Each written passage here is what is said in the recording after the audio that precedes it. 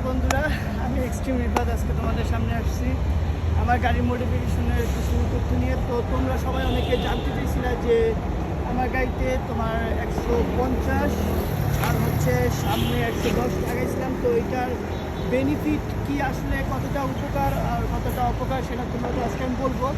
তো ফার্স্টে আমি তোমাদেরকে এটা বলি যে আমার যে টায়ার দুটো লাগিয়েছি সেটা হলো তোমার, এটা হচ্ছে 150-এর সিএসটি মাইগ্রা যেটা বলে, এদিকে আসো, এদিকে আসো। এটা হচ্ছে যে মাইগ্রা যেটা S39 এবং এটা তোমার হচ্ছে 150, এটা হচ্ছে 150 60 17।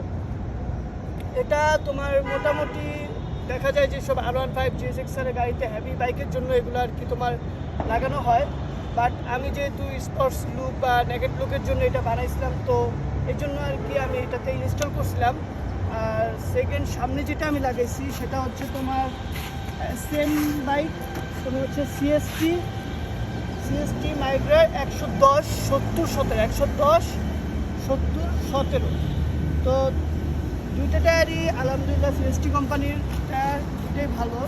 বাট প্রবলেম হতেছে যেটা, এটা হচ্ছে 125cc এক্সট্রিম 125R বাইক, এই জন্য এটা সিসি কম। বা লুকিংয়ের দিক দিয়ে, পারফরমেন্সের দিক দিয়ে আলহামদুলিল্লাহ আমরা এই পর্যন্ত খুব ভালো পাইছি। বাট প্রবলেম হইতেছে যেহেতু এই টায়ার দুটা তোমার 150cc বা R15 GSX-এর জন্য মেড করছে, এই জন্য এই বাইকের তুলনায় এই বাইকটার জন্য তোমার এই চাকাগুলো একটু হ্যাভি হয়ে যায়, ওয়েট হয়ে যায়। তো দেখা যায় এটা 150cc বাইক হওয়ার কারণে এটা তোমার ওয়েটটা তোমার হ্যাভি হওয়ার কারণে এটা পাওয়ারটা একটু কম হয়ে যায়, আর এটা যে তোমার মাইলেজ ওইটা কমে যায়। তো দ্যাটস ওয়াই এটা আমি আবার চেঞ্জ করতে চাইতেছি, হয়তো আমি একটু পরেই যাবো, এটা চেঞ্জ করব।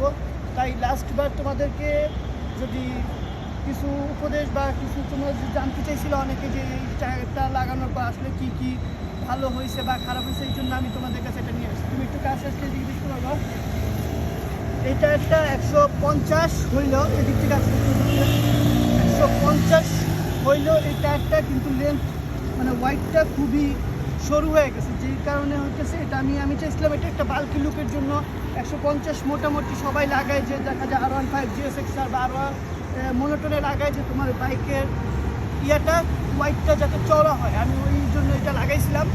বাট এটা হইতেছে তোমার এই রিম চিকন হওয়ার কারণে, যেহেতু এটা 125cc গাড়ি, এটা রিম চিকন, এই জন্য এটা তোমার 130-এর মতোই দেখা যায়। তো আমার দেখা যায় যে 150 লাগানোর পরে বেনিফিটটা আসলে বেনিফিটের থেকে তোমার লস বেশি হয়েছে আর কি, এই জন্য আমি এটা চেঞ্জ করতেছি।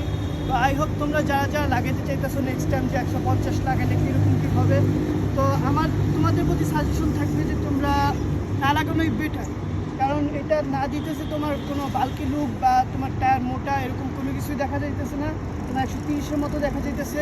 সেকেন্ড হইতেছে এই টায়ারটা খুব হ্যাভি হওয়ার কারণে তোমার পাওয়ার ড্রপ হইতেছে, দেন হইতেছে মাইলেজ কমে যেতেছে। এই জন্য আমার মতে এই টায়ারটা তোমাদের না লাগানোই ভালো। আশা করি তোমরা আমার এইটুকু সাজেশনে তোমরা তোমাদের নেক্সট যে মডিফিকেশন ওইটার উপরে তোমরা একটু হলেও উৎসাহিত হইতে পারবা বা তোমরা কিছু জানতে পারবা। তো আল্লাহ হাফেজ, আজকে এইরকম এই পর্যন্তই। আসসালামু আলাইকুম।